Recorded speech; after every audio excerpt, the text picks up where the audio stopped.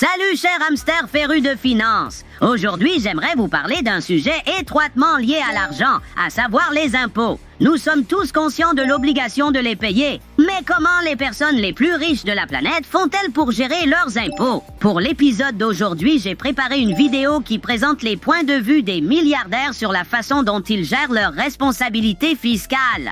Alors, ouvrez grand vos oreilles, car nous allons bientôt commencer. Vous ne pouvez pas taxer les milliardaires sur les actions qu'ils détiennent dans une entreprise, parce qu'il s'agit d'un gain non réalisé. Vous valez 300 milliards, mais nous ne pouvons pas vous imposer sur ces actions, car vous n'avez pas vendu les parts.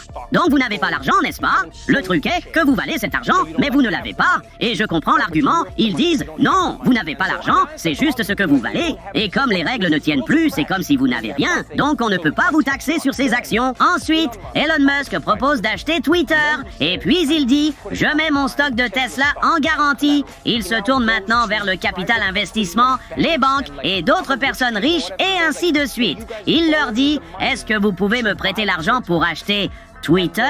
Et puis il dit « Je veux acheter Twitter, mais comme je ne veux pas vendre mes actions Tesla, je veux utiliser votre argent pour le faire. » Et alors ils répondent « Mais contre quoi on va te prêter ?» Et il dit « Eh bien, mes actions Tesla. » Ensuite, je me dis « Attends, un instant, donc tu peux acheter quelque chose en fonction de ce que tu as? » Oui, mais quand nous voulons te taxer, tu peux dire « Je ne l'ai pas. » C'est un jeu tellement amusant que les milliardaires peuvent jouer, parce que tout leur argent est là-dedans, n'est-ce pas? Mais si tu gagnes ton argent comme salaire, ton argent est juste taxé. C'est tout. Waouh, c'est ce que j'appelle jouer dans la cour des grands de la finance. Bien sûr, tout le monde n'a pas de grande quantité d'actions dans de grandes entreprises pour obtenir d'importants prêts en garantie.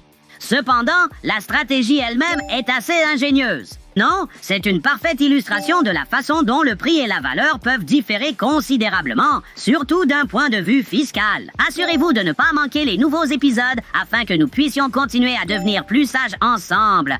À bientôt dans la prochaine vidéo et rappelez-vous, les hamsters sont puissants, un pour tous et tous pour un. Au revoir.